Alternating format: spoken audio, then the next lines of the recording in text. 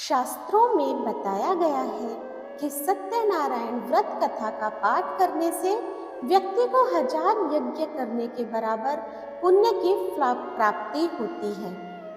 सत्यनारायण भगवान व्रत कथा में भगवान विष्णु के सत्य स्वरूप के बारे में बताया गया है। इस व्रत का पाठ करने से घर में सुख समृद्धि का वास होता है और भगवान विष्णु की कृपा बनी रहती है।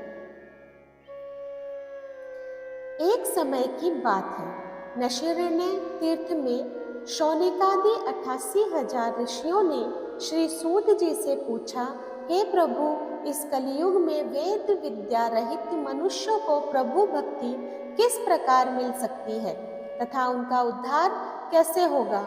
हे मुनि श्रेष्ठ, कोई ऐसा तप बताइए जिससे थोड़े समय में ही पुण्य मिले और मनवांछित फल की भी प्राप्ति हो। इस प्रकार की कथा सुनने की हम इच्छा रखते हैं। सर्व शास्त्रों के ज्ञाता सूत जी बोले, हे वैष्णवों में पूज्य, आप सभी ने प्राणियों के हित की बात पूछी है, इसलिए मैं एक ऐसे श्रेष्ठ व्रत को आप लोगों को बताऊंगा जिसे नारद जी ने लक्ष्मी नारायण जी से पूछा था और लक्ष्मीपति ने मुनिश्रेष्ठ नारद जी से कहा था। आप सब इसे ध्यान से सुनिए। एक समय की बात है, योगीराज नारद जी दूसरों के हित की इच्छा के लिए अनेकों लोकों में घूमते हुए मृत्यु लोक में आ पहुँचे। यहाँ उन्होंने अनेक योनियों में जन्मे प्राय सभी मनुष्यों को अपने कर्मों द्वारा अनेकों दुखों से पीड़ित देखा। उनका दुख देख नारद जी सोचने लगे कि कैसा यत्न किया जाए कि जिसके कारण से निश्चित रूप से मनुष्य के दुखों का अंत हो जाए। इसी विचार पर मनन करते हुए वह विष्णु लोक में गए। वहां वह देवों के ईश नारायण की स्तुति करने लगे, जिनके हाथों में शंख चक्र गदा और पद्म थे, गले में वरमाला पहने हुए थे। स्तुति करते हुए नारद जी बोले, हे भगवान, आप अत्यंत शक्ति से संपन्न हैं। मन तथा वाणी भी आपको नहीं पा सकती है। आपका आदि मध्य तथा अंत नहीं है। निर्गुण स्वरूप सृष्टि के कारण भक्तों के दुख को दूर करने वाले हैं। आपको मेरा नमस्कार है। नारद जी की स्तुति सुन विष्णु भगवान बोले, हे मुनि श्रेष्ठ, आपके मन में क्या बात है? आप किस काम के लिए पधारे हैं, उसे निसंकोच कहिए। इस पर नारद जी बोले कि मृत्यु लोक में अनेक योनियों में जन्मे मनुष्य अपने कर्मों के द्वारा अनेकों दुख से दुखी हो रहे हैं। हे नाथ, आप मुझ पर दया रखते हैं तो बताइए कि वो मनुष्य थोड़े प्रयास से ही अपने दुखों से कैसे छुटकारा पा सकते हैं। श्री हरि बोले, हे नारद, मनुष्यों की भलाई के लिए तुमने बहुत ही अच्छी बात पूछी है, जिसके करने से मनुष्य मोह से छूट जाता है। वह बात मैं कहता हूँ, उसे सुनो। स्वर्ग लोक व मृत्यु लोक दोनों में एक दुर्लभ उत्तम व्रत है जो पुण्य देने वाला है। आज प्रेमवश होकर मैं उसे तुमसे कहता हूँ।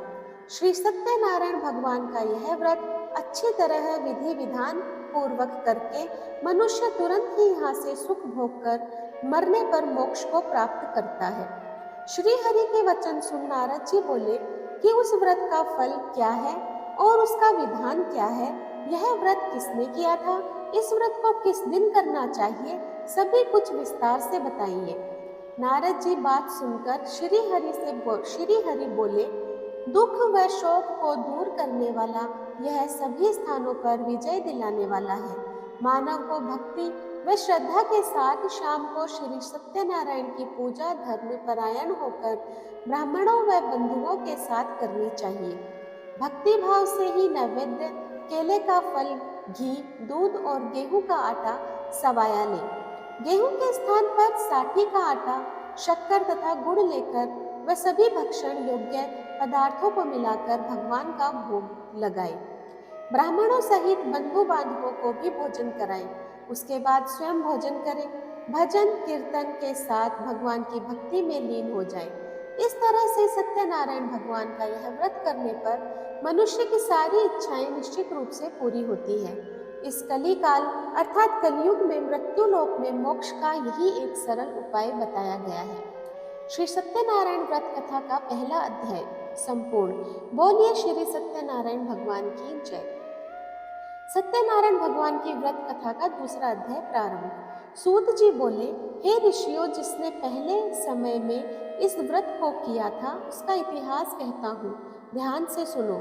सुंदर काशीपुरी नगर में एक अत्यंत निर्धन ब्राह्मण रहता था। भूख प्यास से परेशान वह धरती पर घूमता रहता था। ब्राह्मणों से प्रेम करने वाले भगवान ने एक दिन ब्राह्मण का वेश धारण कर उसके पास जाकर पूछा, हे विप्र, नित्य दुखी होकर तुम पृथ्वी पर क्यों घूमते हो? दीन ब्राह्मण बोला, मैं निर्धन ब्राह्मण हूँ, भिक्षा के लिए धरती पर घूमता हूँ। हे भगवान, यदि आप इसका कोई उपाय जानते हो तो मुझे बताइए। वृद्ध ब्राह्मण कहता है कि सत्यनारायण भगवान मनोवांछित फल देने वाले हैं, इसलिए तुम उनका पूजन करो। इसे करने से मनुष्य के सभी दुखों से मुक्ति मिल जाती है। वृद्ध ब्राह्मण बनकर आए सत्यनारायण भगवान उस निर्धन ब्राह्मण को व्रत का सारा विधान बताकर अंतर्ध्यान हो गए। ब्राह्मण मन ही मन सोचने लगा कि जिस व्रत को वृद्ध ब्राह्मण करने को कह गया है, मैं उसे जरूर करूंगा। यह निश्चय करने के बाद उसे रात में नींद भी नहीं आई। वह सवेरे उठकर सत्यनारायण भगवान के व्रत का निश्चय कर भिक्षा के लिए चला गया। उस दिन निर्धन ब्राह्मण को भिक्षा में बहुत धन मिला, जिससे उसने बंधु बांधवों के लिए मिलकर श्री सत्यनारायण भगवान का व्रत संपन्न किया। भगवान सत्यनारायण का व्रत संपन्न करने के बाद वह निर्धन ब्राह्मण सभी दुखों से छूट गया और अनेक प्रकार की संपत्तियों से युक्त हो गया। उसी समय से यह ब्राह्मण हर माह इस व्रत को करने लगा। इस तरह से सत्यनारायण भगवान के व्रत को जो मनुष्य करेगा वह सभी प्रकार के पापों से छूटकर मोक्ष को प्राप्त होगा। जो मनुष्य इस व्रत को करेगा वह सभी दुखों से मुक्त हो जाएगा। सूत जी बोले कि इस तरह से नारद जी ने नारायण जी का कहा हुआ श्री सत्यनारायण व्रत को मैंने तुमसे कहा। हे विप्रो, मैं अब और क्या कहूँ? ऋषि बोले, हे मुनिवर, संसार में उस विप्र से सुनकर और किस किस ने इस व्रत को किया, हम सब इस बात को सुनना चाहते हैं। इसके लिए आप हमारे मन में श्रद्धा का भाव बनाएं, और इसके लिए हमारे मन में श्रद्धा का भाव है। सूत जी बोले, हे मनुष्यों, जिसने इस व्रत को किया है वे सब सुनो। एक समय वही विप्र धन व ऐश्वर्य के अनुसार अपने बंधु बांधवों के साथ इस व्रत को करने को तैयार हुआ। उसी समय एक लकड़ी बेचने वाला बूढ़ा आदमी आया और लकड़ियां बाहर रखकर अंदर ब्राह्मण के घर में गया। प्यास से दुखी वह लकड़हारा उनको व्रत करते देख विप्र को नमस्कार कर पूछने लगा कि आप यह क्या कर रहे हैं? तो उन्होंने बताया कि व्रत कर रहे हैं तथा इसे करने से क्या फल मिलेगा, कृपया मुझे भी बताइए। ब्राह्मण ने कहा कि सब मनोकामनाओं को पूरा करने वाला यह सत्यनारायण भगवान का व्रत है। इनकी कृपा से ही मेरे घर में धन धान्य आदि की वृद्धि हुई है। विप्र से सत्यनारायण व्रत या के बारे में जानकर लकड़हारा बहुत प्रसन्न हुआ। चरणामृत लेकर वह प्रसाद खाने के बाद वह अपने घर गया। लकड़हारे ने अपने मन में संकल्प किया कि आज लकड़ी बेचने से जो भी धन मिलेगा उसी से श्री सत्यनारायण भगवान का उत्तम व्रत करूंगा। मन में इस विचार को लेकर बूढ़ा आदमी सिर पर लकड़ियां रखकर उस नगर में बेचने गया जहां धनी लोग ज्यादा रहते थे। उस नगर में उसे अपनी लकड़ियों का दाम पहले से 4 गुना अधिक मिलता है। बूढ़ा प्रसन्नता के साथ दाम लेकर केले, शक्कर, घी, दूध, दही और गेहूं का आटा लेकर और सत्यनारायण भगवान के व्रत की अन्य सामग्रियां लेकर अपने घर गया। वहां उसने अपने बंधु बांधवों को बुलाकर विधि विधान से सत्यनारायण भगवान का पूजन और व्रत किया। इस व्रत के प्रभाव से वह बूढ़ा लकड़हारा धन, पुत्र आदि से युक्त होकर संसार के समस्त सुख भोग अंतकाल में वैकुंठ धाम को चला गया। श्री सत्यनारायण व्रत कथा का दूसरा अध्याय संपूर्ण। बोलिए श्री सत्यनारायण भगवान की जय। सत्यनारायण भगवान के व्रत कथा का तीसरा अध्याय। सूत जी बोले, हे श्रेष्ठ मुनियों, अब आगे की कथा कहता हूँ। पहले समय में उल्कामुख नाम का एक बुद्धिमान राजा था। वह सत्यवक्ता और जितेंद्रिय था। प्रतिदिन देव स्थानों पर जाता था और निर्धनों को धन देकर उनके कष्ट दूर करता था। उसकी पत्नी कमल के समान मुख वाली तथा सती साध्वी थी। भद्रशिला नदी के तट पर उन दोनों ने श्री सत्यनारायण भगवान का व्रत किया। उसी समय साधु नाम का एक वैश्य आया। उसके पास व्यापार करने के लिए बहुत सा धन भी था। राजा को व्रत करते देखकर वह विनय के साथ पूछने लगा, हे राजन, भक्तिभाव से पूर्ण होकर आप यह क्या कर रहे हैं? मैं सुनने की इच्छा रखता हूँ, तो आप मुझे बताइए। राजा बोला, हे साधु, अपने बंधु बांधवों के साथ पुत्रादि की प्राप्ति के लिए यह महाशक्तिमान श्री सत्यनारायण भगवान का व्रत व पूजन कर रहा हूँ। राजा के वचन सुन साधु आदर से बोला, हे राजन, मुझे इस व्रत का सारा विधान कहिए। आपके कथा अनुसार मैं भी इस व्रत को करूँगा। मेरी भी संतान नहीं है और इस व्रत को करने से निश्चय रूप से मुझे संतान की प्राप्ति होगी। राजा से व्रत का सारा विधान सुन व्यापार से निवृत्त हो वह अपने घर गया। साधु वैश्य ने अपनी पत्नी को संतान देने वाले इस व्रत का वर्णन कह सुनाया और कहा कि जब मेरी संतान होगी तब मैं इस व्रत को करूंगा। साधु ने इस तरह के वचन अपनी पत्नी लीलावती से कहे। एक दिन लीलावती पति के साथ आनंदित हो सांसारिक धर्म में प्रवृत्त होकर सत्यनारायण भगवान की कृपा से गर्भवती हो गई। 10वें महीने में उसके गर्भ से एक सुंदर कन्या ने जन्म लिया। दिनों दिन वह ऐसे बढ़ने लगी जैसे कि शुक्ल पक्ष का चंद्रमा बढ़ता है। माता पिता ने अपनी कन्या का नाम कलावती रखा। एक दिन लीलावती ने मीठे शब्दों में अपने पति को याद दिलाया कि आपने श्री सत्यनारायण भगवान के जिस व्रत को करने का संकल्प किया था उसे करने का समय आ गया है। आप इस व्रत को करिए। साधु बोला कि हे प्रिय, इस व्रत को मैं उसके विवाह पर करूंगा। इस प्रकार अपनी पत्नी को आश्वासन देकर वह नगर को चला गया। कलावती पिता के घर में रह वृद्धि को प्राप्त हो गई। साधु ने एक बार नगर में अपनी कन्या को सखियों के साथ देखा तो तुरंत ही दूत को बुलाया और कहा कि मेरी कन्या के योग्य वर देखकर लाओ। साधु की बात सुनकर दूत कंचन नगर में पहुंचा और वहां देखभाल कर लड़की के सुयोग्य वाणी पुत्र को ले आया। सुयोग्य लड़के को देख साधु ने बंधु बांधवों को बुलाकर अपनी पुत्री का विवाह कर दिया। लेकिन दुर्भाग्य की बात ये थी कि साधु ने अभी भी श्री सत्यनारायण भगवान का व्रत नहीं किया। इस पर श्री भगवान क्रोधित हो गए और श्राप दिया कि साधु को अत्यधिक दुख मिले। अपने कार्य में कुशल साधु बनिया जमाई को लेकर समुद्र के पास स्थित होकर रत्नासारपुर नगर में गया। वहां जाकर दामाद ससुर दोनों मिलकर चंद्रकेतु राजा के नगर में व्यापार करने लगे। एक दिन भगवान सत्यनारायण की माया से एक चोर राजा का धन चुराकर भाग रहा था। उसने राजा के सिपाहियों को अपना पीछा करता देख चुराया हुआ धन बाहर रख दिया जहां साधु अपने जमाई के साथ ठहरा हुआ था। राजा के सिपाहियों ने साधु वैश्य के पास राजा का धन पड़ा देखा तो वह ससुर जमाई दोनों को बांधकर प्रसन्नता से राजा के पास ले गए और कहा कि उन दोनों चोरों को हम पकड़ लाए हैं, आप आगे की कार्यवाही की आज्ञा दीजिए। राजा की आज्ञा से उन दोनों को कठिन कारावास में डाल दिया गया और उनका सारा धन भी उनसे छीन लिया गया। श्री सत्यनारायण भगवान से श्राप से साधु की पत्नी भी बहुत दुखी हुई। घर में जो धन रखा था उसे चोर चुरा ले गए। शारीरिक तथा मानसिक पीड़ा व भूख प्यास से अति दुखी होकर अन्न की चिंता में कलावती के ब्राह्मण के घर गई।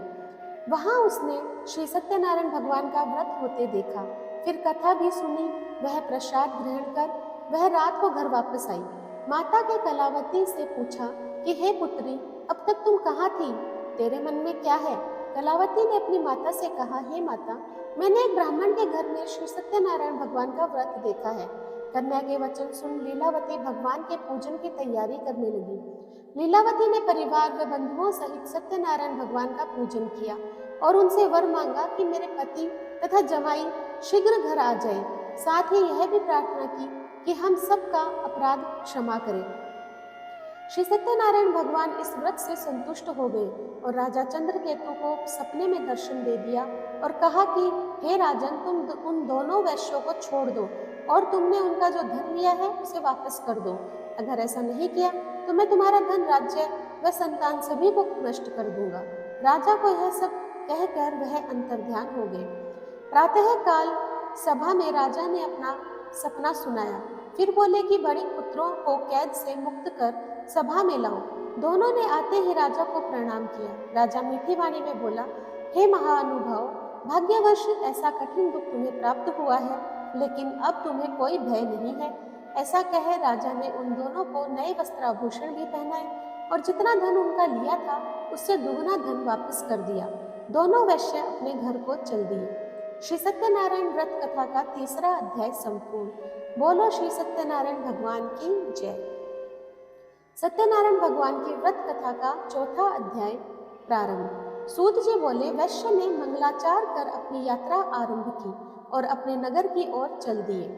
उनके थोड़ी दूर जाने पर एक दंडी वेशधारी श्री सत्यनारायण ने उनसे पूछा, हे साधु, तेरी नाव में क्या है? अभिवाणी वणिक हंसता हुआ बोला, हे दंडी, आप क्यों पूछते हो? क्या धन लेने की इच्छा है? मेरी नाव में तो बेल व पत्ते भरे पड़े हैं। वैश्य के कठोर वचन सुन भगवान बोले, तुम्हारा वचन सत्य हो। दंडी ऐसा वचन कह वहां से दूर चले गए।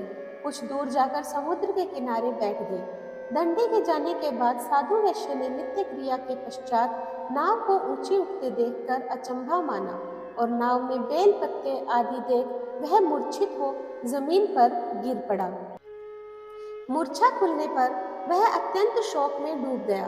तब उसका दामाद बोला कि आप शोक न मनाएं, यह दंडी का श्राप है, इसलिए हमें उनकी शरण में जाना चाहिए, तभी हमारी मनोकामना पूरी होगी। दामाद की बात सुनकर वह दंडी के पास पहुंचा और अत्यंत भक्ति भाव से नमस्कार करके बोला, मैंने आपसे जो जो असत्य वचन कहे थे उनके लिए मुझे क्षमा करें। ऐसा कहकर महान शोकातुर होकर रोने लगा। तब दंडी भगवान बोले, हे वणिक पुत्र, मेरी आज्ञा से बार बार तुम्हें दुख प्राप्त हुआ है, तू मेरी पूजा से विमुख है।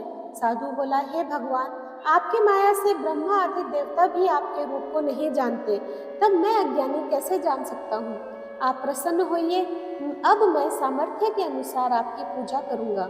मेरी रक्षा करो और पहले के समान नौका में धन भर दो। साधु वैश्य के भक्तिपूर्वक वचन सुनकर भगवान प्रसन्न हो गए और उसकी इच्छा अनुसार वरदान देकर अंतर्ध्यान हो गए। ससुर जमाई जब नाव पर आए तो नाव धन से भरी हुई थी। फिर वही अपने अन्य साथियों के साथ सत्यनारायण भगवान का पूजन कर अपने नगर को चल दिए। जब नगर के नजदीक पहुंचे तो दूत को घर पर खबर देने के लिए भेज दिया।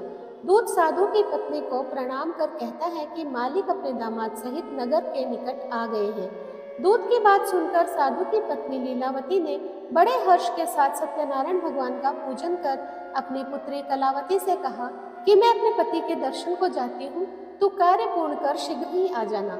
माता के ऐसे वचन सुन कलावती जल्दी में प्रसाद छोड़कर अपने पति के पास चली गई। प्रसाद की अवज्ञा के कारण श्री सत्यनारायण भगवान रुष्ट हो गए और नाव सहित उसके पति को पानी में डुबो दिया।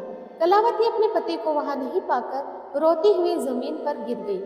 नौका को डूबा हुआ देख व कन्या को रोता हुआ देख साधु दुखी होकर बोला कि हे प्रभु, मुझसे तथा मेरे परिवार से जो भी भूल हुई है उसे क्षमा करें। साधु के दीन वचन सुनकर श्री सत्यनारायण भगवान प्रसन्न हो गए और आकाशवाणी हुई, हे साधु, तेरी कन्या मेरे प्रसाद को छोड़कर आई है, इसलिए उसका पति अदृश्य हो गया है। यदि वह घर जाकर प्रसाद खाकर लौटती है तो इसे इसका पति अवश्य ही मिलेगा। ऐसी आकाशवाणी सुन कलावती घर पहुंचकर प्रसाद खाती है और फिर आकर उससे अपने पति के दर्शन करती है। उसके बाद साधु अपने बंधु बांधवों सहित श्री सत्यनारायण भगवान का विधि विधान से पूजन करता है। इस लोक का सुख भोग कर वह अंत में स्वर्ग को जाता है। श्री सत्यनारायण व्रत कथा का चौथा अध्याय संपूर्ण। बोलिए श्री सत्यनारायण भगवान की जय। सत्यनारायण भगवान की व्रत कथा का 5वां अध्याय। सूत जी बोले, हे ऋषियों, मैं और भी एक कथा सुनाता हूँ, उसे भी ध्यान पूर्वक सुनो। प्रजापालक में लीन तुग्नध्वज नाम का एक राजा था। उसने भी भगवान का प्रसाद त्याग कर बहुत ही दुख सहन किया। एक बार वन में जाकर वन्य पशुओं को मारकर वह बड़ के पेड़ के नीचे आया। वहां उसने ग्वालों को भक्ति भाव से अपने बंधुओं सहित श्री सत्यनारायण भगवान का पूजन करते देखा। अभिमानवश राजा ने उन्हें देखकर भी पूजा स्थान पे नहीं गया और न ही उसने भगवान को नमस्कार किया। ग्वालों ने राजा को प्रसाद दिया, लेकिन उसने वह प्रसाद नहीं खाया और प्रसाद को वहीं छोड़कर अपने नगर को चला गया। जब वह नगर में पहुंचा तो वहां सब कुछ तहस नहस हुआ पाया, तो वह शीघ्र ही समझ गया कि यह सब भगवान ने ही किया है। वह दोबारा ग्वालों के पास पहुंचा और विधि पूर्वक पूजा करके प्रसाद खाया तो श्री सत्यनारायण भगवान की कृपा से सब कुछ पहले जैसा हो गया। दीर्घ काल तक सुख भोगने के बाद मरणोपरांत उसे स्वर्गलोक की प्राप्ति हुई। जो मनुष्य परम दुर्लभ इस व्रत को करेगा तो भगवान श्री सत्यनारायण की अनुकंपा से उसे धन धान्य की प्राप्ति होगी। निर्धन धनी हो जाता है और भय मुक्त होकर जीवन जीता है। संतानहीन मनुष्य को संतान सुख मिलता है और सारे मनोरथ पूर्ण होने पर मानव अंतकाल में वैकुंठ धाम को जाता है। सूत जी बोले, जिन्होंने पहले इस व्रत को किया है, अब उनके दूसरे जन्म की कथा कहता हूँ। वृद्ध शतानंद ब्राह्मण ने सुदामा का जन्म लेकर मोक्ष की प्राप्ति की। लकड़हारे ने अगले जन्म में निषाद बनकर मोक्ष प्राप्त किया। उल्कामुख नाम का राजा दशरथ होकर वैकुंठ को गया। साधु नाम के वैश्य ने मोर ध्वज बनकर अपने पुत्र को आरे से चीरकर मोक्ष पाया। महाराज तुंग ध्वज ने स्वयंभू होकर भगवान में भक्ति युक्त को कर्म कर मोक्ष पाया। श्री सत्यनारायण व्रत कथा का 5वां अध्याय संपूर्ण। बोलिए श्री सत्यनारायण भगवान की जय। तो दोस्तों, आज मैंने आप लोगों के समक्ष श्री सत्यनारायण व्रत कथा प्रस्तुत की है।